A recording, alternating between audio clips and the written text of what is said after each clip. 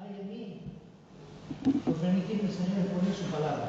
Que usted quizá pueda sentir lo mismo al ser expuesto por ella y que su palabra traiga en nosotros cambios que lleven a glorificar a nuestro Dios. Quisiera tener una nueva palabra de oración, los animo a orar.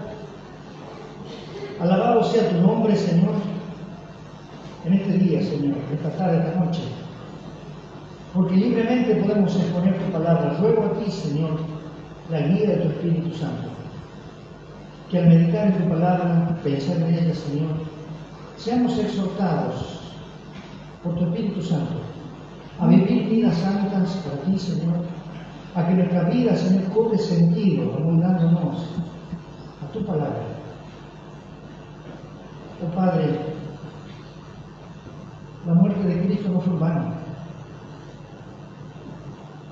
para que los que vivan para ti, Señor, para aquel que murió y resucitó por ellos. Señor, queremos vivir para ti. Que mis labios, Señor, sean tus labios, que no sea yo hablando, Señor, seas tú, Señor. Te lo pido en el nombre de Cristo Jesús. Amén. Muy bien. Expositivamente estamos predicando 2 de Corintios. Así que si tiene el libro, leemos, predicamos libro por libro, y nos encontramos en 2 Corintios 7.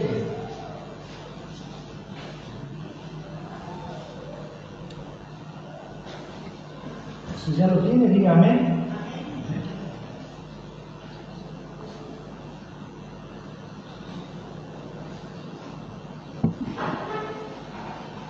La Biblia nos habla de 2 tipos de tristeza.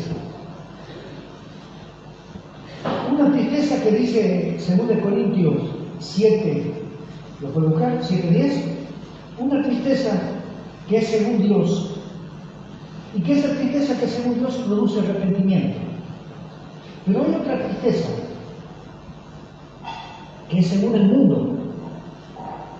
Y dice la palabra que produce muerte. La tristeza de Dios es aquella tristeza que permite que nosotros padezcamos. Es aquella tristeza que nos lleva a alejarnos del pecado, aquella tristeza que trae arrepentimiento a nuestras vidas. Y un arrepentimiento para los inconversos, para salvación. Para los cristianos, para santificación. Porque el cristiano, cuando ofende a Dios, es contristado por el Espíritu Santo que el Señor hizo morar en uno. Así que todo esto puedo encerrarlo en pocas palabras diciendo de que todo aquello que me lleve a Cristo es bueno. Y póngale el nombre que sea. Todo aquello que me lleve a Cristo es bueno. ¿Un accidente es bueno o es malo?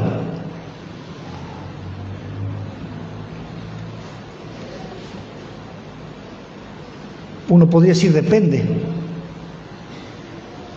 Todo aquello que me lleve a Cristo es bueno. Si un accidente me llevó a Cristo, como uno que está parado aquí lo dice, me llevó a Cristo, porque podía haber perdido la vida en ese día. Y en ese momento, el Señor, como que vino una palabra y me dice: tenés otra oportunidad. Fue bueno, me llevó a mirarlo a Cristo. Y nosotros como cristianos también sabemos, y tenemos Romanos 8:28, y sabemos que los que aman a Dios, ¿qué dice? Todas las cosas le ayudan a bien. Pero a veces creemos que estos textos están ahí para recitarlos a otros, pero no para vivirlos. Y ese texto dice: y sabemos que los que aman a Dios, todas las cosas le ayudan a bien. ¿Por qué? Porque el Señor tiene el control de todas las cosas. Todo sucede por algo. Sí, todo sucede por algo. Podemos decirlo firmemente. Dios es soberano, No existe la casualidad. Los eventos no están fuera de su control. Así que los propósitos de Dios puede que sean ocultos para nosotros, pero podemos estar seguros que detrás de cada evento hay un propósito de Dios. Quizá por su cabeza está pasando muchas cosas que le está pasando, le pasó en esta semana, y uno dice, ¿y qué fin tuvo que haya pinchó la rueda al vehículo y llegué tarde al trabajo? Cosas ocultas para nosotros, pero podemos estar seguros de que Dios está acá, atrás de cada evento. El ejemplo de José, el hijo amado de Jacob, vendido por sus hermanos, llevados por sus hermanos a un pozo, una cisterna, vendido como esclavo, y José lo dijo, todo esto sucedió para salvar al pueblo, porque si no sucedía esto, moría todo el pueblo de Israel. Dios preservó la vida de todo el pueblo gracias a José. José no se preguntó por qué, sino se preguntó para qué. Podemos ver otro ejemplo, el mismo ejemplo de nuestro Señor Jesucristo. ¿Por qué padeció? Si se portó bien, si hizo todas las cosas bien, ¿por qué sufrió tanto? ¿Usted sabe la respuesta? Para traernos vida. Si no hubiera hecho eso, no hubiera pasado eso, hoy no tenemos vida. Él vino a salvarnos de la muerte. Así que esta tristeza, dice el apóstol Pablo, no hay que arrepentirse de esta tristeza. Esta tristeza no hay que lamentarse, porque una tristeza que me llevó a verlo a Cristo. Y es buena. Pero hay otro tipo de tristeza. Una tristeza del mundo, dice la palabra, que también produce arrepentimiento. ¿Pero arrepentimiento de qué? Arrepentimiento de las consecuencias que me causaron. Porque hice algo malo, tuve este problema, me llevaron a la cárcel, estoy arrepentido. ¿Pero por qué estás arrepentido? Y porque me agarraron y hoy estoy en el preso. Ese es el arrepentimiento del mundo. Arrepentido por las consecuencias, pero no arrepentido por haber pecado contra Dios. Así que la consecuencia o el arrepentimiento del mundo me lleva a enfocarme en mí, en la consecuencia, y cambio el arrepentimiento de Dios me lleva a enfocarme en Cristo, en arrepentimiento y fe. Pero las dos tristezas producen algo, que podemos ver el final de cada una de ellas. El placer del pecado es breve. Y escuchó bien, el placer del pecado, porque pecamos, porque nos gusta pecar. Por eso se llama pecado. Nos gusta pecar. Y ese placer del pecado es breve, pero produce un dolor que perdura muchísimo tiempo, hasta diría en algunos casos toda la vida. Pero hay un dolor del arrepentimiento, que ese dolor del arrepentimiento es breve, pero produce un gozo que perdura para toda la vida.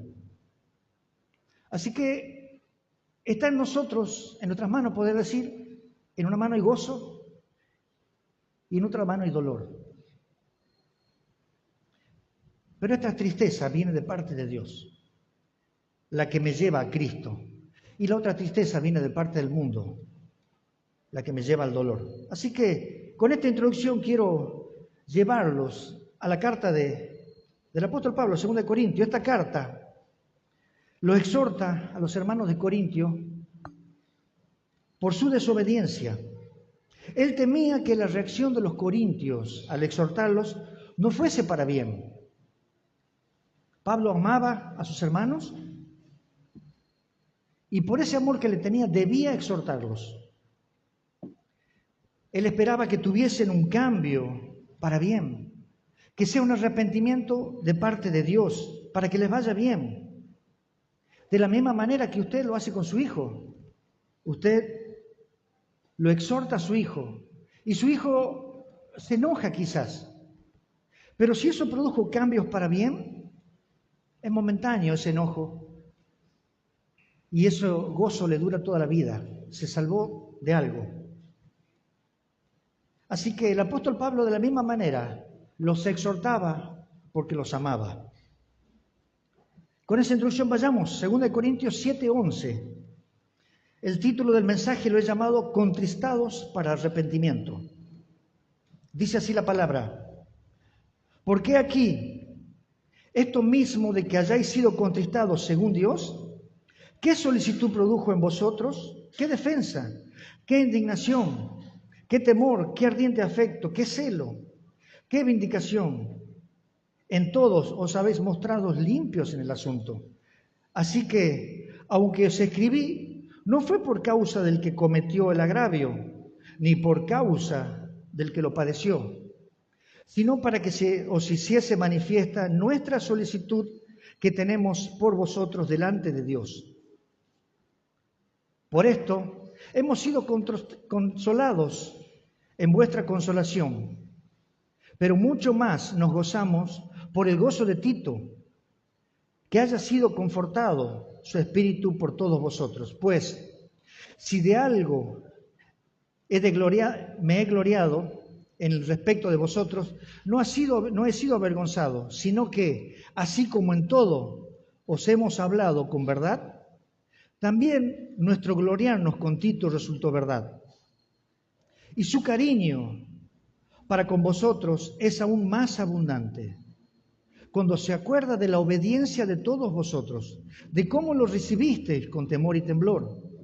Me gozo de que en todo tengo confianza en vosotros. Hasta aquí nomás la palabra. Aquí tenemos a un Pablo que enseñaba, maestro, un Pablo que le amaba, un apóstol que los cuidaba, que dedicaba su tiempo, que dedicaba esfuerzos,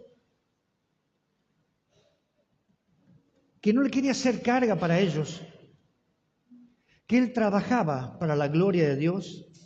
Vemos a un Pablo comprometido con la iglesia. Y por otro lado, vemos a una iglesia que no se decide en qué creer, que escucha doctrinas que lo alejan de la verdad, que permiten herejías por no conocer la verdad, que tienen en poco a los hermanos que sí quieren agradar a Dios. Y de estos hermanos dudan de su testimonio, esperando que caigan, para luego decir, yo sabía, algo me parecía, había algo en este hermano que no me cerraba.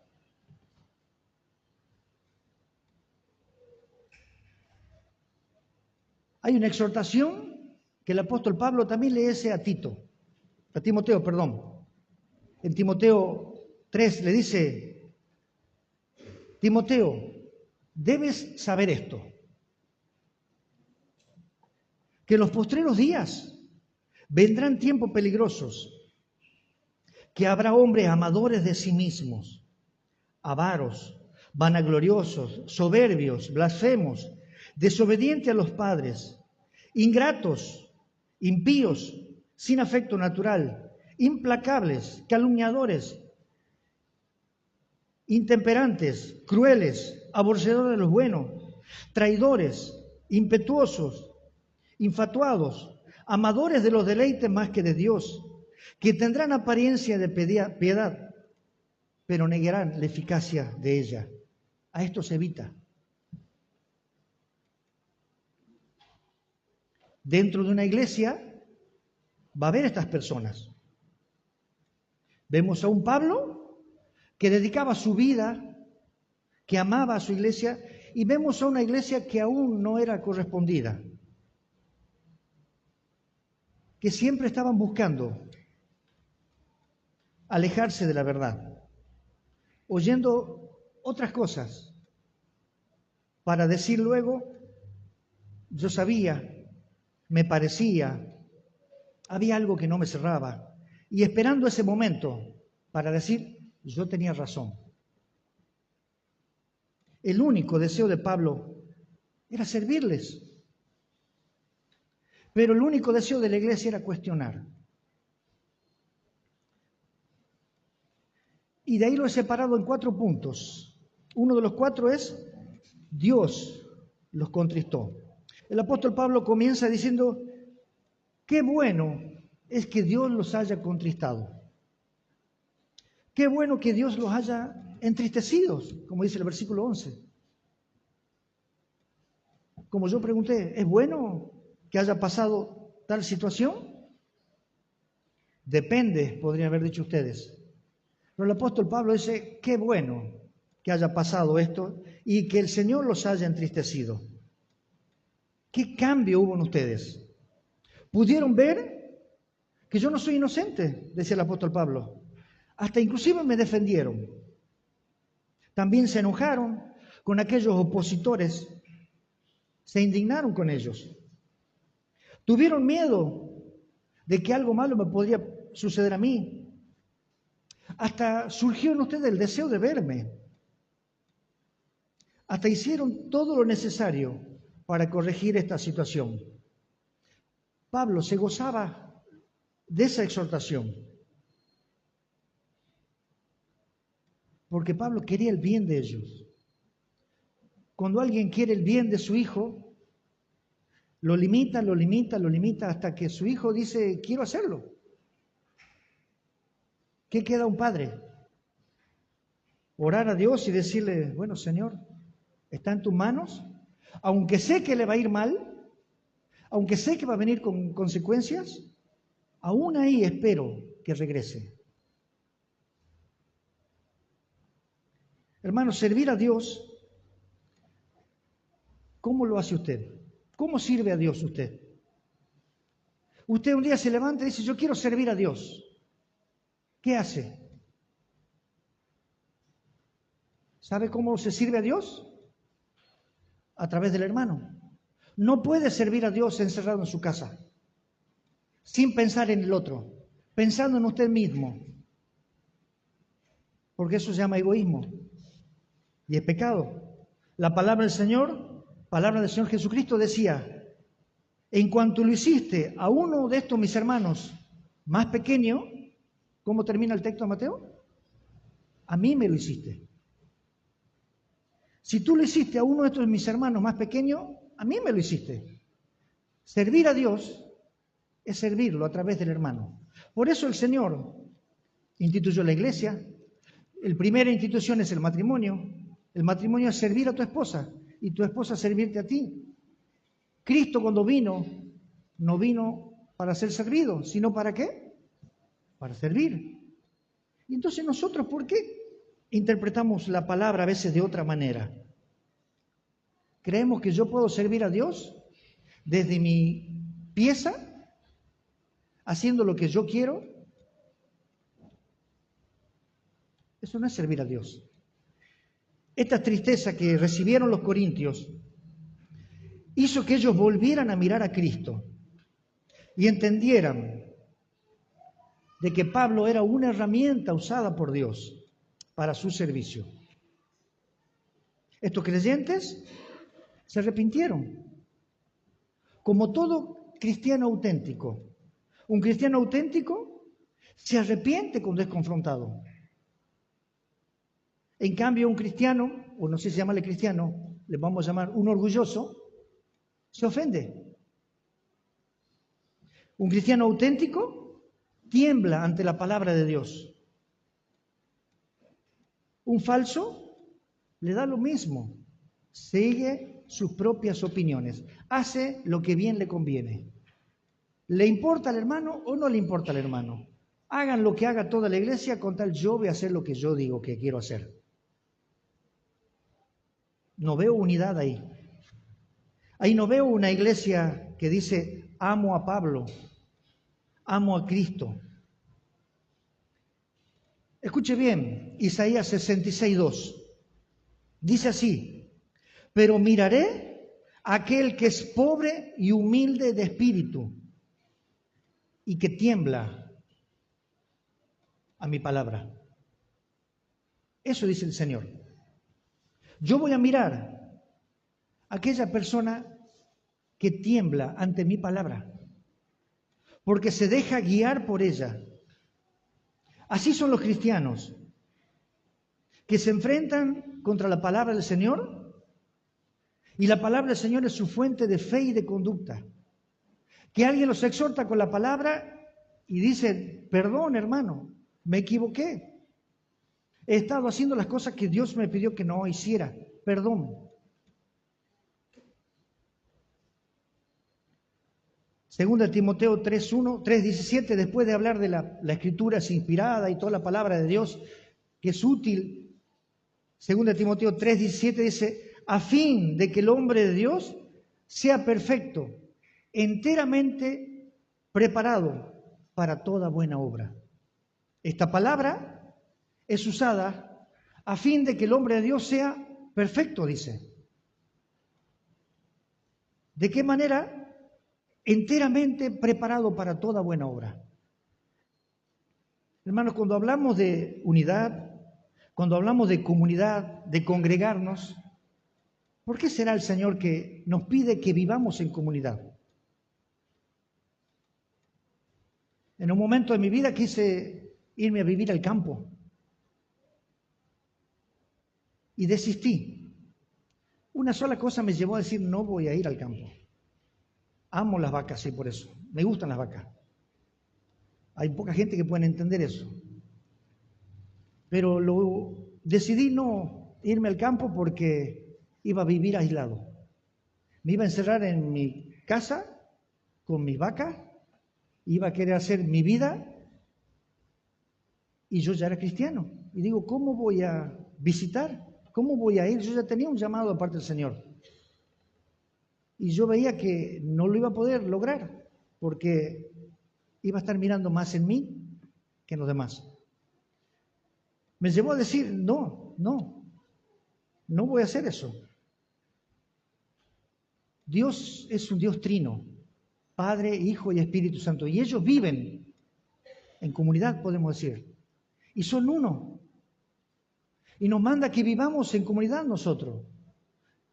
En matrimonio, con hijos, con hermanos.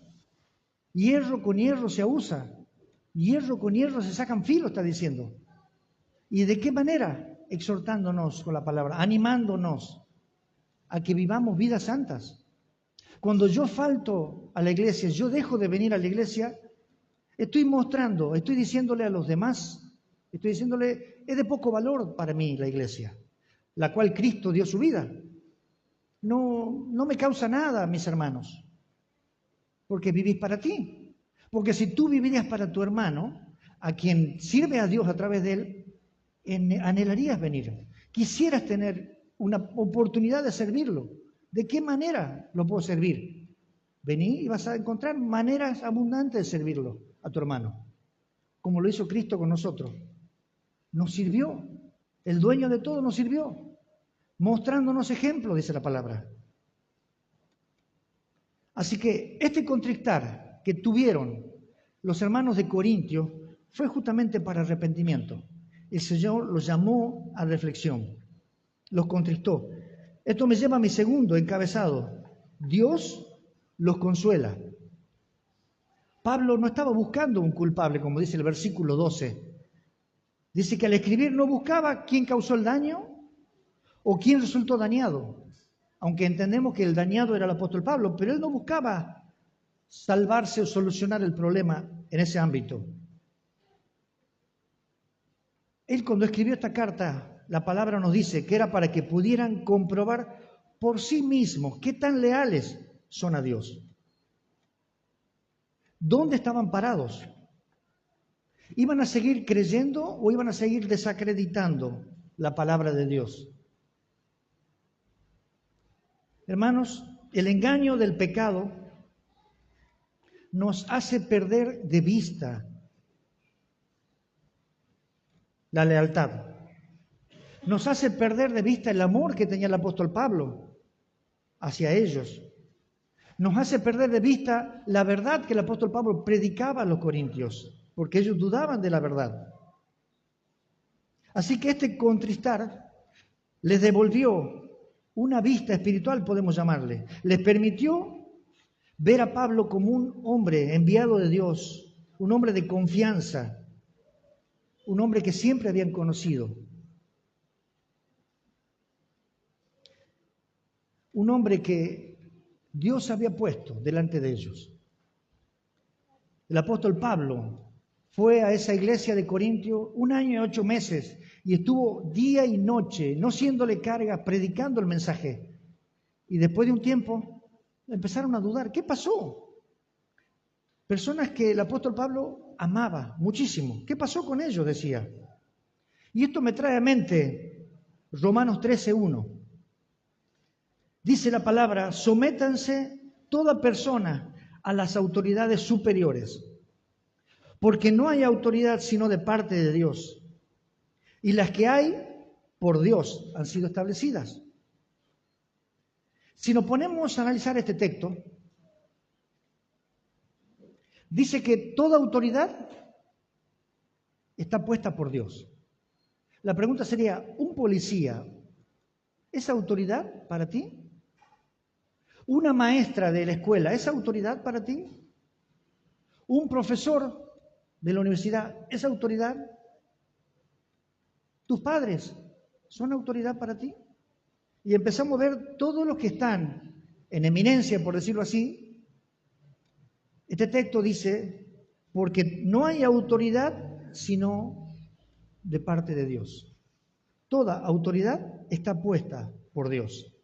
Así que yo no puedo quizás ir en contra del presidente, aunque no estoy a favor de lo que hace, pongamos, pero es mi autoridad. Resistir a la autoridad es resistir a Dios. ¿A qué voy con esto? Nuestro Señor Jesucristo pudo haber predicado, subir al barco y hacer el mismo recorrido que hizo el apóstol Pablo, y no lo hizo. El Señor Jesucristo estuvo en un perímetro de 150 kilómetros a la vuelta, no se fue más de ahí. ¿Por qué? ¿Por qué el Señor Jesucristo no escribió él mismo la Biblia? ¿No la podía haber hecho él? Sí, no lo hizo. ¿Por qué el apóstol Pablo fue el que recorrió miles de kilómetros llevando el mensaje? Y no Cristo. Cristo se subió a una barca, pasaba al otro lado, lo sumo, o volvía. El apóstol Pablo agarraba un barco y se iba lejos a llevar el mensaje. Porque al Señor le ha placido que el mensaje sea transmitido por todos ustedes. Le ha placido que esta Biblia esté escrita por apóstoles y no por él. Pero ¿qué sucede? Dudamos. A veces dudamos. Decimos, yo no quiero leer un libro. Yo prefiero leer la Biblia. La Biblia la ha escrito hombres inspirados. Un libro le escribe un hombre santo, aunque no es inspirada, pero ese libro, quizás un buen libro recomendado, me hace mostrar la palabra de Dios más clara quizás, porque yo no entiendo muchos términos y este libro de un punto específico me habla de doctrina. ¿Y por qué no quiero leer un libro? Porque yo me guío solamente por la palabra. Al Señor le ha placido que hayan muchos santos hombres escribir muchos libros para que nosotros hoy podamos entender. Le ha placido escribir a través de los apóstoles esta palabra y así transmitirla hasta el día de hoy. Al Señor le ha placido que tú prediques, que tú hables en su nombre, que tú lo defiendas. El Señor le ha placido que el hombre lleve el mensaje del Evangelio a otros hombres. El apóstol Pablo llevó este mensaje y ellos dudaban de su palabra, ellos dudaban quizás de su autoridad también, pero hemos podido ver que la autoridad está puesta por Dios. Hermanos, vivimos en un mundo muy desconfiado, un mundo tan amador de sí mismo que a las personas que nos sirven las vemos como que quizás nos deben algo. Como sucede a veces cuando vamos a campo largo. Llevamos cosas para los chicos y los chicos las reciben y no dicen gracias. Porque están tan acostumbrados a recibir cosas que como que yo le debo algo, entonces es mi tarea darles, y si ellos dan gracia, bien, y si dan gracia, allá tú. Pero como que alguien les debe algo. Así vemos muchas veces a las personas, o si no, no las valoramos. No le podemos agradecer lo que hizo o lo que hace en nombre del Señor. No la tenemos en estima. Por eso se oponen. Hasta cierto punto la buscan ridiculizar, la menosprecian, la ignoran. Pero son personas puestas por Dios, porque no hay autoridad que no esté puesta por Dios. Y a veces alegamos. ¿Sabe por qué hacen eso? Porque les pagan. Por eso predican. Porque un pastor pagado, entonces predica. No es mi caso. O si no, quizás saca algún provecho de todo esto, por eso es lo que está haciendo. O lo hace porque se cree superior. Todas maneras de alegar. O lo hace por orgullo, sube y toca los instrumentos porque quiere lucirse. Y empezamos a buscar cómo degradar a ese hermano para yo quedar bien parado. Quizás lo hace porque quiere mostrarse.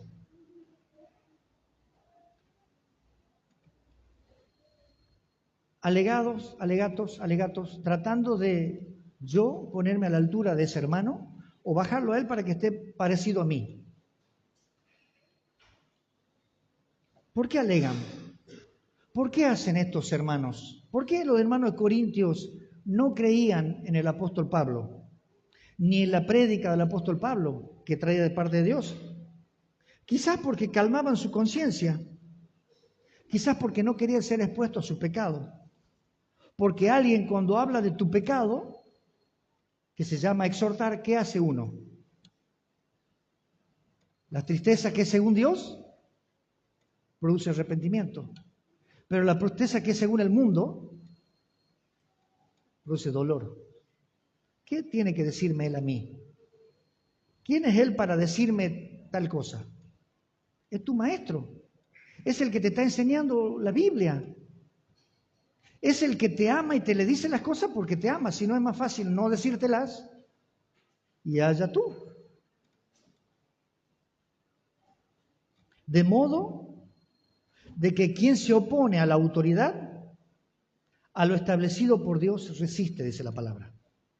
Y lo que resisten acarrean condenación para sí mismo. Y si no quedas conforme con eso, empiezan las comparaciones. Mira, aquella congregación hace esto mejor, allá hacen así. Quizás no se da cuenta este maestro de que esta manera era mejor. O quizás le está faltando tacto. No tiene delicadeza, es muy torpe, buscando siempre desacreditar. Hermano, es la iglesia de Corintio, es el apóstol Pablo. El apóstol Pablo estaba gozoso de que Dios lo estaba contristando. Lo único que quería el apóstol Pablo era servirles por amor a Dios y amor a ellos. Como cada maestro que quiere exponer la palabra del Señor. No está buscando un provecho, está dedicando horas en el estudio para poder exponer un tema, para poder llevarles una palabra. Uno aprende más cuando da que cuando recibe. Y ese hermano, para poder exponer esa palabra, dedicó tiempo.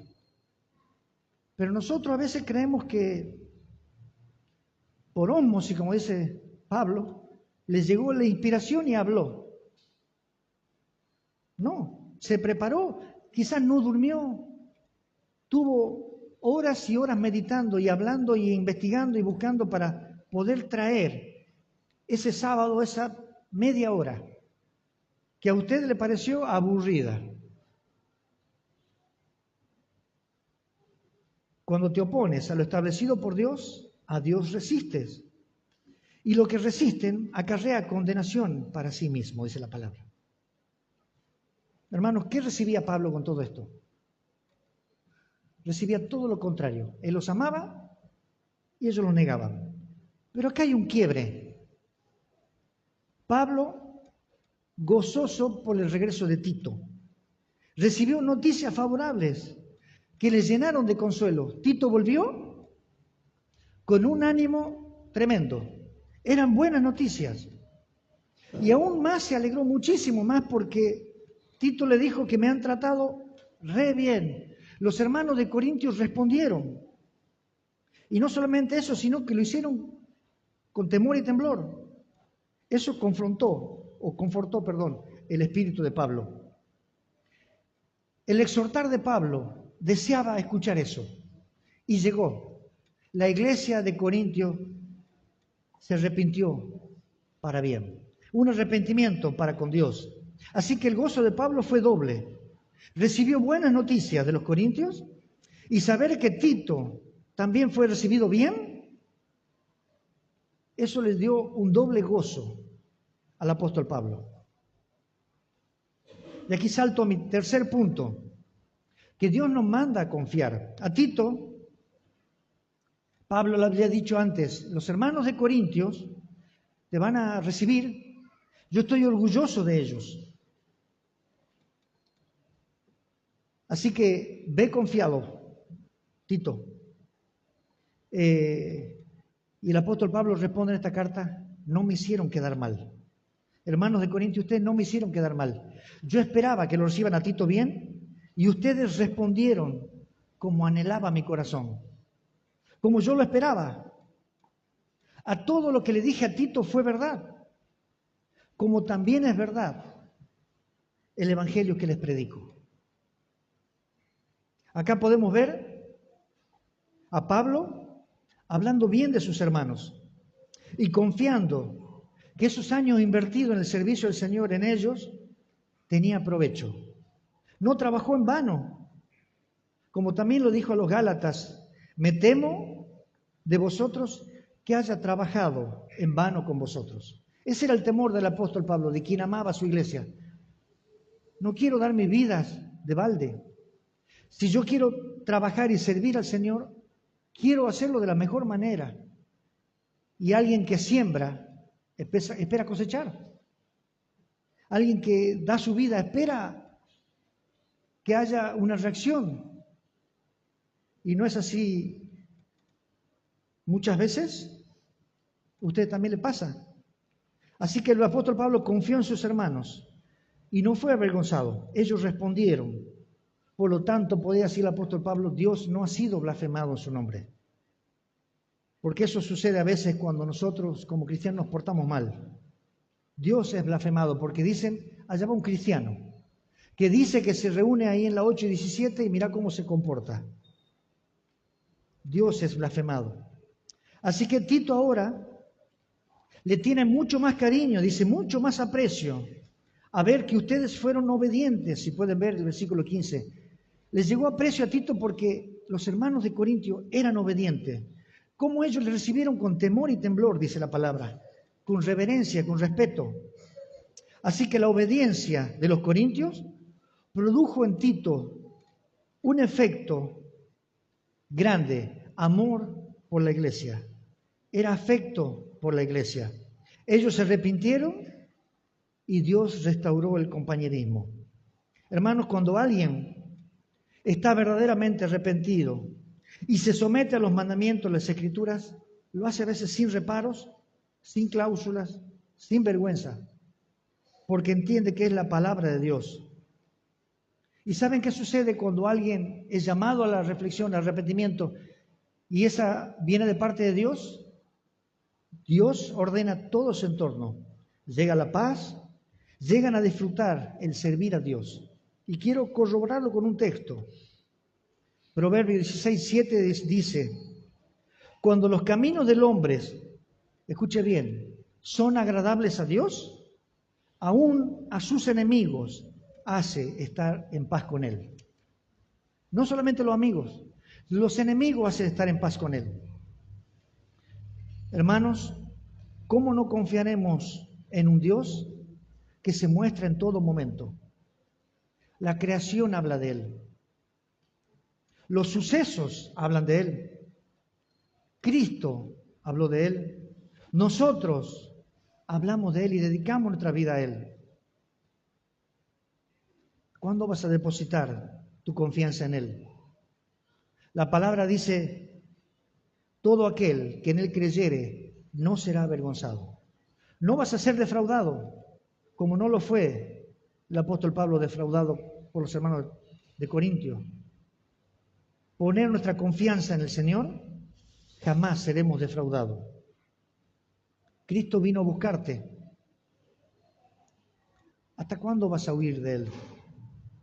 No hay lugar para esconderte. Cristo pagó la deuda de tus pecados. Así que el arrepentimiento genuino exige darle la espalda al pecado y mirar a Cristo. Si tú te arrepientes de tus pecados, tu entorno cambiará. El Señor, aún tu enemigo, andará en paz contigo. Cuando tú decides por Cristo, Él es quien te defiende. Y eso te lleva a darle la espalda al pecado y poner la mirada en Cristo. Y termino. Dios lo llenó de gozo al apóstol Pablo.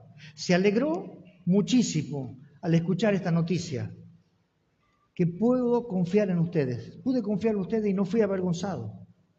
Esta reafirmación de confianza del apóstol Pablo a los Corintios puso punto final a este capítulo 7. Este es el fin del capítulo 7. Acá hace un quiebre la epístola. Hermanos, estar en una congregación comprometida en la obra, estar en una iglesia santa, de personas obedientes a la palabra, eso trae estabilidad. Trae muchos gozos, tanto a los líderes como a los miembros. Seamos esa iglesia comprometida, esa iglesia que ama a sus maestros, que los defiende, que los cuida, que no tengan en poco aquellos que los exhortan. Quizás de algún error pequeño o un error grande, pero este hermano quiere contribuir con tu gozo. Así que termino resumiendo lo que hemos visto en esta noche. La confianza es restaurada. El Señor es el quien produjo el querer como el hacer. El Señor es el que te lleva, quizá en esta noche, a estar triste por tu pecado. Un arrepentimiento que es según Dios y que eso produce vida eterna, que produce santidad. Y es lo que queremos para esta iglesia. Una iglesia que camine poniendo el estandarte de Cristo en alto, defendiendo su causa, amándonos entre nosotros. Oramos. Señor, alabado seas por tan clara palabra, Señor, a nosotros, a nuestras vidas, que nos hace vivir, Señor, conforme a ella. Eres bendito, Padre, por haber un día apartarnos del mundo de la sociedad, Señor, y habernos mostrado a Cristo y querer vivir para Él, Señor. Gracias por convocarnos a esta familia, Señor. Gracias por mostrarnos la verdad, de qué manera vivir para que llevemos gloria a tu nombre. Alabado seas, por los méritos de Cristo oramos. Amén.